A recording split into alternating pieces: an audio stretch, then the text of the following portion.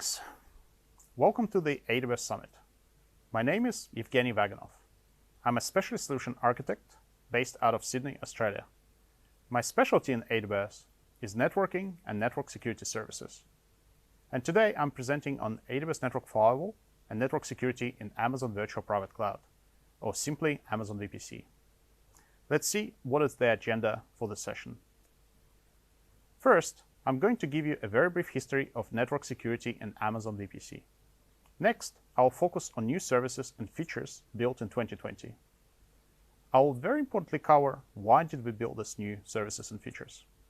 We will also together take a more detailed look at the functionality and how to deploy these new services.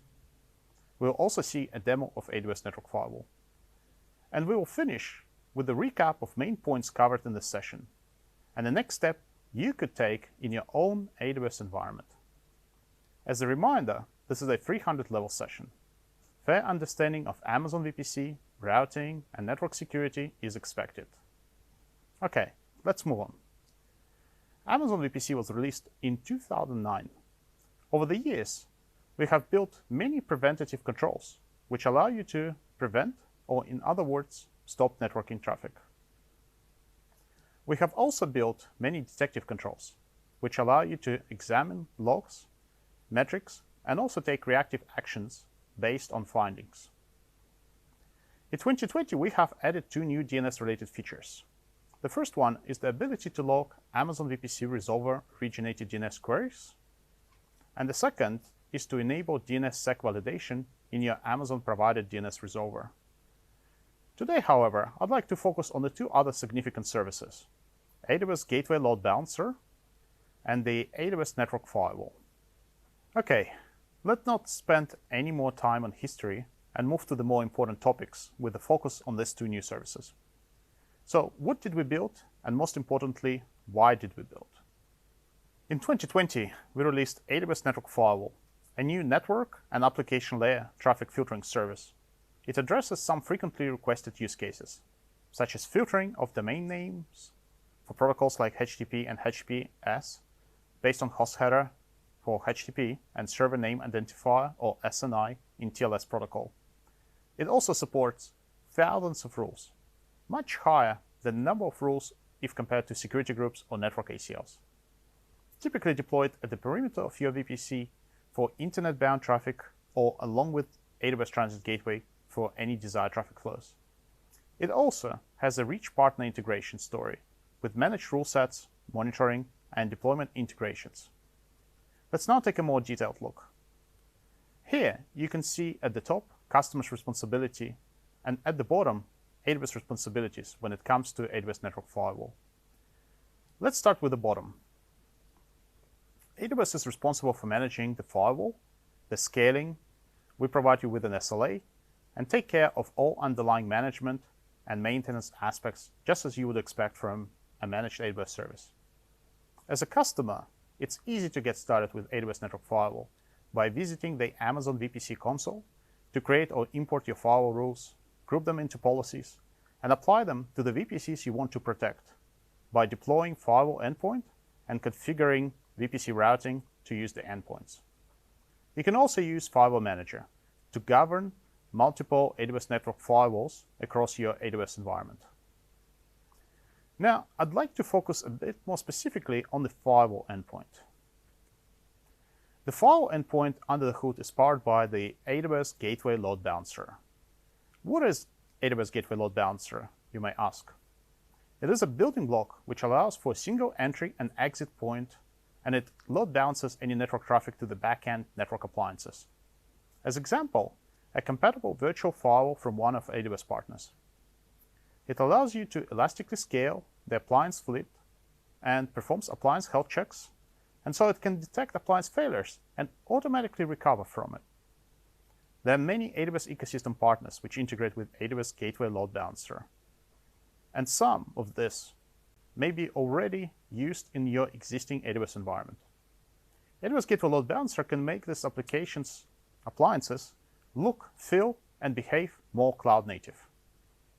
Let's take a quick look at how AWS Gateway Load Balancer works under the hood. AWS Gateway Load Balancer, or GWLB, has two key components: the endpoint, or GWLBE, which sits in the path of networking traffic, and the load balancer itself, which is a place in front of your appliance fleet. The appliance fleet is typically an autoscaling group. Both load balancer components are powered by AWS Hyperplane, which is a highly available network function service which powers AWS services like NAT Gateway and Network Load Balancer. The benefits of this architecture is that you can horizontally scale your appliance. Traffic remains sticky, allowing for stateful inspection. If appliance failure is detected, new flows will be sent to healthy appliances. You can build a separate network security function and deploy it into desired VPCs. Deployment is simple. Build a security VPC with the load balancer and the firewalls, and present the endpoint into one or more VPCs, just like you would do with AWS Private Link. Now, I'd like to emphasize one point. Gateway Load Balancer is already inbuilt into AWS Network Firewall. If you deploy AWS Network Firewall, you don't need to deploy Gateway Load Balancer separately. You only deploy AWS Gateway Load Balancer if you need to bring your own appliance. Now, you probably have some questions by now on how these two new services compare against existing network security controls you are already using. Here, we will take a look side by side and compare with security groups, network ACLs, and AWS Web Application Firewall, or simply AWS WAF. If we look at key use cases, Network Firewall is concerned with traffic filtering and intrusion prevention, whereas Gateway Load Balancer plus appliance are appliance functionality dependent. It's going to be a similar story for other categories, with Gateway Load Balancer plus appliance. Security groups and network ACLs, in contrast, just allow or deny traffic. WAF is looking specifically at HTTP application layer items like protection for bots or performing input validation. Both AWS Network Firewall and Gateway Load Balancer are inserted exactly the same way into the traffic path. Security groups wrap around your ENIs and network ACLs around subnets. WAF integrates with web-based resources only and doesn't impact any other traffic. Network Firewall combines stateful and stateless traffic inspection engines. Traffic has to go through stateless first, and depending on the rule settings, may be passed on to stateful for additional inspection. Stateless allows for very low latency processing. The others you can see for yourself. They're either just stateful or just stateless. In terms of OSI layers, Network Firewall operates across Layer 3 through to Layer 7 and has support for common application protocols. Other categories are simply Layer 3 or Layer 4, or Layer 7 specifically. Network Firewall can take different actions on your traffic. The default is a pass, or allow in other words. As I have mentioned before, AWS Network Firewall integrates with Firewall Manager for simplified governance in multi-account and multi-VPC environments. And finally, except for inbuilt Amazon VPC security controls, all others come at additional cost. Now, I'd like to briefly discuss how to deploy the services. Before, you had typically a single primary virtual firewall instance, and it will fail over traffic to a standby by updating VPC route tables or shifting an ENI. Now, with new services, you simply insert them into a traffic path, and they take care of HA under the hood. With Gateway Load Balancer, you obviously have to take care of management and maintenance of your appliance fleet. If you think about deploying at scale, where you have multiple Amazon VPCs, you can deploy AWS Network Firewall individually into each of your VPCs, and you can also make use of Firewall Manager if required. Some organizations may have VPCs talking to each other and also to Internet. A very common here is to centralize Internet access point. As example, with Transit Gateway, you can deploy Inspection VPC and selectively send east-west or VPC to VPC traffic, and also north-south traffic, such as internet-bound traffic. This approach allows organizations to avoid resource duplication and is more economical. Now, I'd like to briefly mention one very important feature of AWS Transit Gateway. This is something you must enable to ensure traffic symmetry in your AWS network. Essentially, you can enable something called AWS Transit Gateway Appliance Mode in your inspection VPC attachment. And it will keep traffic symmetric when it comes to the firewall endpoint, irrespective of the AZ which originated traffic. This is a must for stateful traffic inspection. I'm not going to spend much more time here, but if you have Transit Gateway, you just must memorize that this capability is required for stateful network appliances. Okay, so at this point, I want to show you how to combine multiple AWS services together and protect your VPC. We start with the workload which can make use of private subnets, security groups, and network ACLs. We can have reverse proxy for traffic such as AOB and NAT gateway to forward traffic in public subnets. All of the internet traffic will go via firewall endpoint where traffic can be filtered. Before traffic even gets into your Amazon VPC, we can have CDN integrated with WAF and AWS Shield to mitigate web application and DDoS attacks. And finally, we have many detective controls provided by other AWS services. Use them together to protect your Amazon VPC. Now, I'd like to show you what AWS Firewall looks like in action. This is a diagram of my demo environment. At the bottom, I have two Spoke VPCs with an EC2 instance in each. I can access both of them using Systems Manager. They're connected using Transit Gateway, and I have deployed a centralized internet egress point with a firewall and also a separate firewall for east-west inspection. Okay, now let's take a look at the demo. So here you see my demo environment. I already have a couple of EC2 instances provisioned, Spoke A and Spoke B, and they are placed into different VPCs. So that's all ready to go. If I have a look here, this is my Systems Manager screen, and I can access and ping one instance to another. This is my second instance that's ready to go. And if I have a look at my Amazon VPC console, under my VPCs, you can see the 4 VPCs provisioned as per my demo architecture.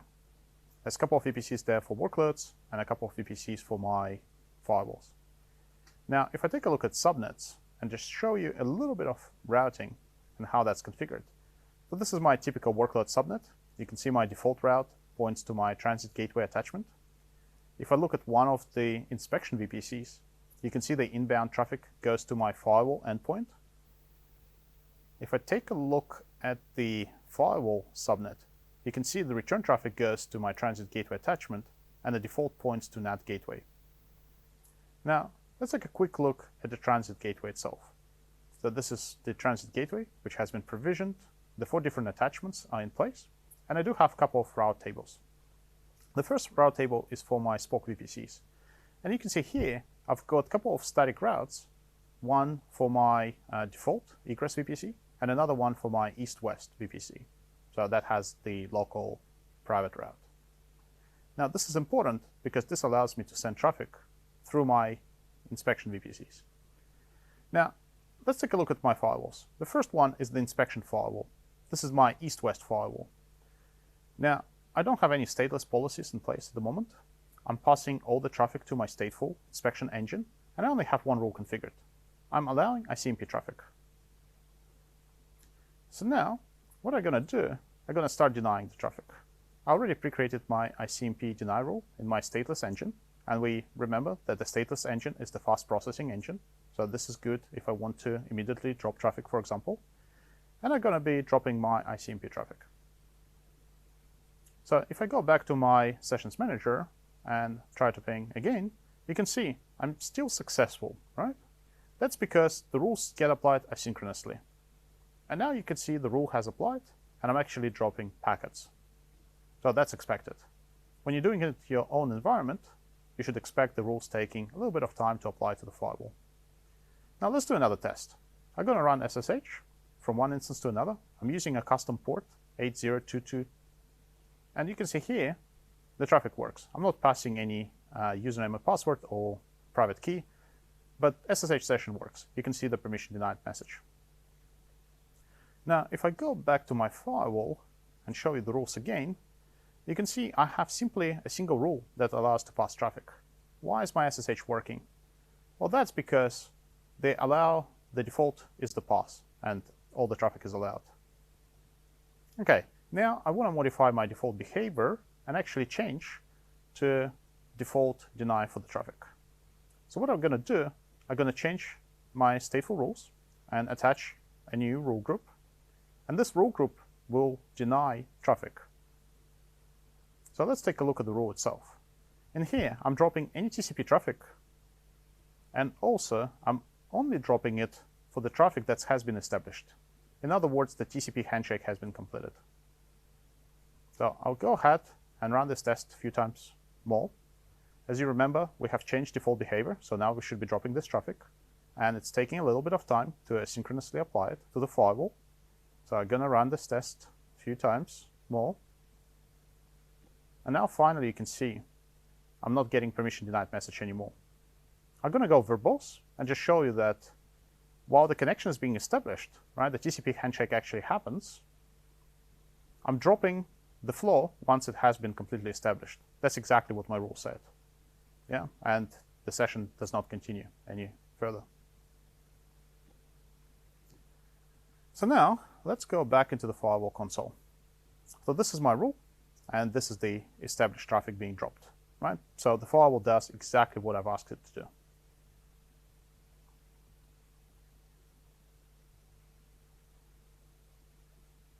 Okay, so now that we've seen this rule, let's do a little bit more with this firewall. So now we're going to allow SSH traffic to come through, but we're not going to specify any layer 4 rules, right? So we're not going to actually specify any IP addresses, source, destination, source ports, or anything like that. We're just going to detect our SSH protocol and allow it, irrespective of what port we use. And that's where our custom port is going to be handy. Yep. So as you can see here, SSH is allowed. This is the new rule, right? And it's in place. So now let's go back into our screen and give it a quick test. So before, you remember, it wasn't working because we were dropping traffic, and now we're allowing it. Yep, and it works again. So the change already has taken place to the firewall. Excellent.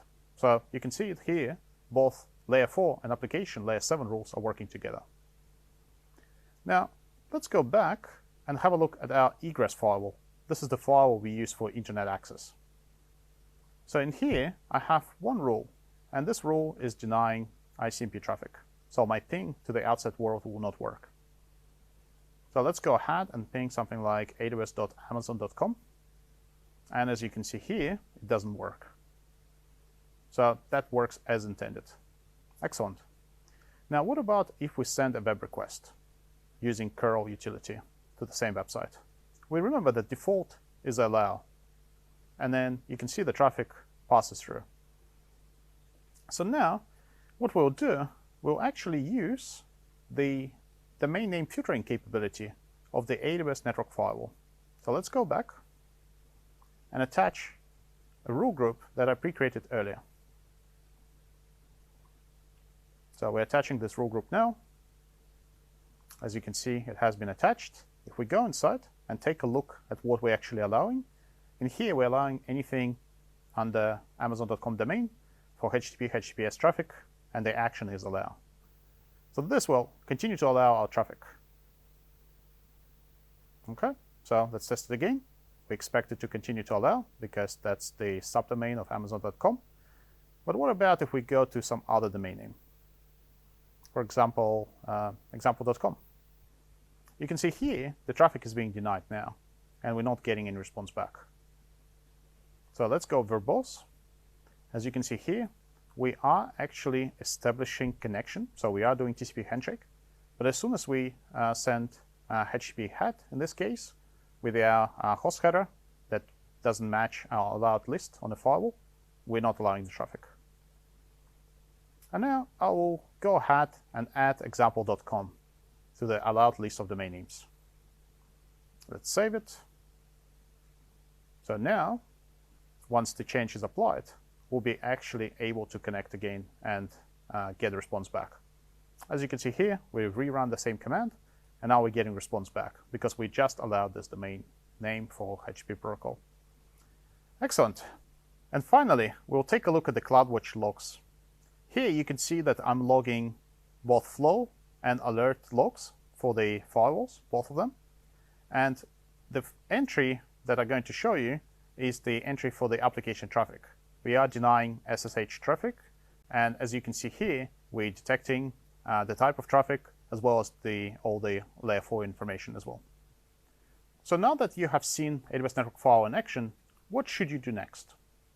First, figure out if there are use cases where AWS Network Firewall or Gateway Load Balancer could help. If you have preference to use your existing appliances, where you have made years of investment, Gateway Load Balancer would be a good choice. If you want to start fresh, Network Firewall is easy to deploy and maintain. Pick the best option and deploy to non-production to gain experience and create your rule sets. Make sure to apply well-architected principles, look for cost optimization opportunities, and create your operational runbooks.